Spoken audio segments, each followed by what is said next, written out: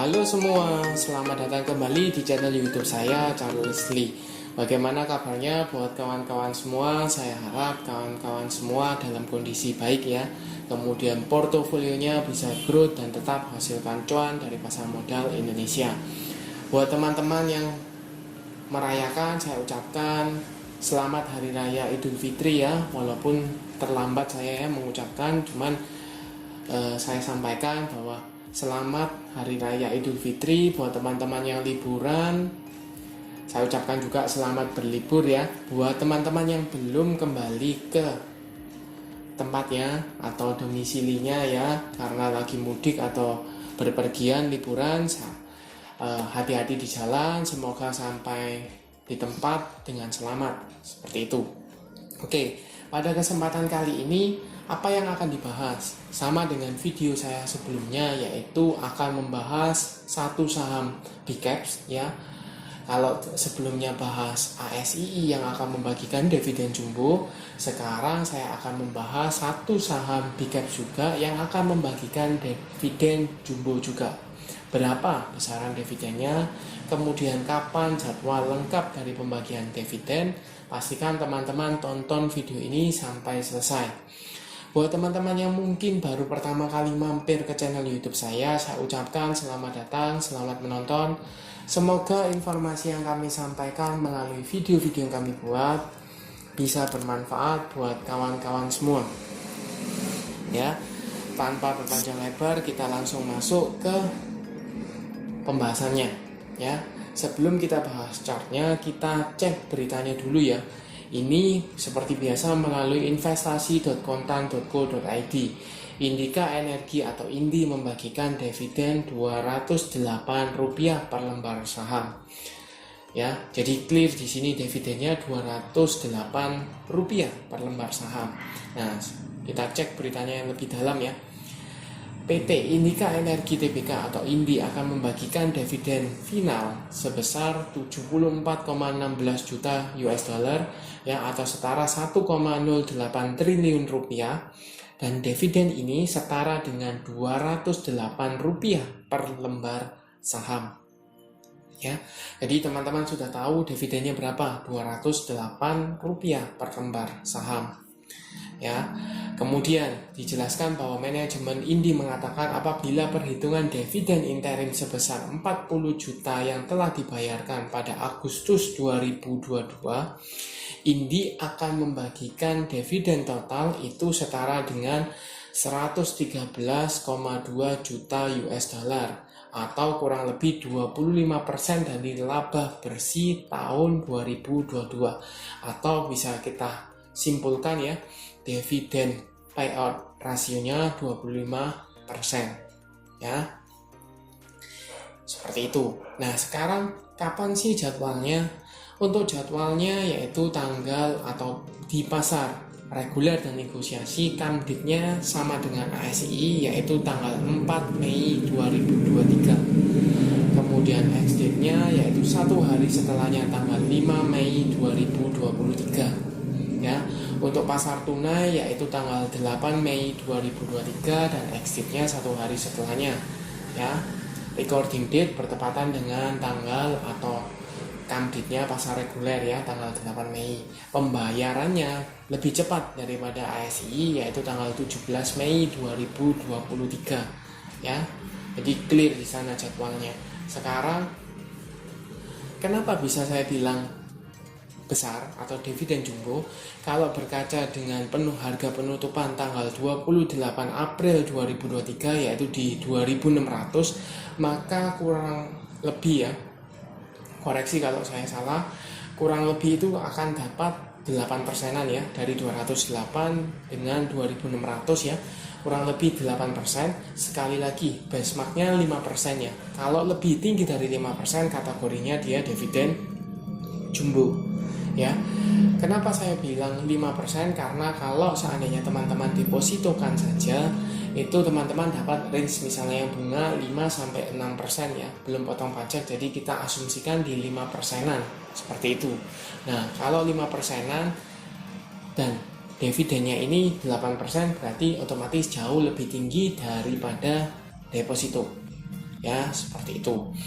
Jadi clear, kategorinya jelas ya, dividen jumbo. Sekarang pertanyaannya adalah, buat teman-teman yang sudah punya saham Indi, mungkin sudah serok di daerah bawah di level 2000-an, apa yang bisa dilakukan? Jelas kalau pada level tersebut teman-teman bisa hold ya, masih sangat layak di hold karena ada tanda-tanda berbalikan arah ya. Kenapa saya bisa bilang ada tanda-tanda berbalikan arah? Karena EMA 50 ya, yang garis biru ini mulai mengarah ke atas. Sekarang posisinya di 2430, sedangkan EMA 200-nya ada di 2530. Jadi ada kemungkinan akan berpotongan seperti itu. Nah, buat teman-teman yang belum punya nih, yang mengincar dividennya, apakah bisa entry di posisi sekarang? Teman-teman bisa lihat ya, menurut saya teman-teman bisa pantau apakah saham Indi ini masih berada stay di atas level 2500 sampai dengan 2530. Kenapa? Jelas di sana ada support psikologis ya, 2500, kemudian dekat dengan EMA 200-nya ya, seperti itu. Jadi supportnya harusnya cukup kuat menahan pergerakannya. Seperti itu. Buat teman-teman bisa saja tunggu di area sana. Kalau seandainya dikasih, maka teman-teman akan dapat lebih murah. Tapi bagaimana kalau seandainya teman-teman tidak dapat, atau hari Selasa besok ya itu mengalami kenaikan? Mungkin bisa jadi. Cuman menurut saya di sini ada jelas ada area resist ya, psikologis di 2800, sempat tersentuh di tanggal 18 April, tetapi sayangnya dia turun kembali ya. Jadi masih menguji area support resist jangka pendek ya, di 2500, resistnya di 2800, seperti itu. Kemudian garis MACD jelas ya, masih mengarah ke atas. Volume, ketika kenaikan disertai dengan volume, ketika koreksi volumenya tidak terlalu besar atau mengecil. Sekarang kita coba cek broker summary-nya ya. Kita coba cekkan Indi ya. Secara broker summary ini kita jelas bisa cek di sini ya. Ada CC, BK, AK buang barang ya. Sedangkan yang nampung retail rata-rata ya, PD, YP ya, CC ya, seperti itu. Jadi mayoritas buangan barang atau mulai jualan ya, mulai jualan. Kemudian foreign flow-nya teman-teman bisa lihat ya, tidak ada akumulasi atau tidak ada net buy terlalu masif, tidak terlalu net sell juga ya. Jadi cenderungnya kalau teman-teman lihat beberapa hari ke belakang ini masih kurang lebih netral ya.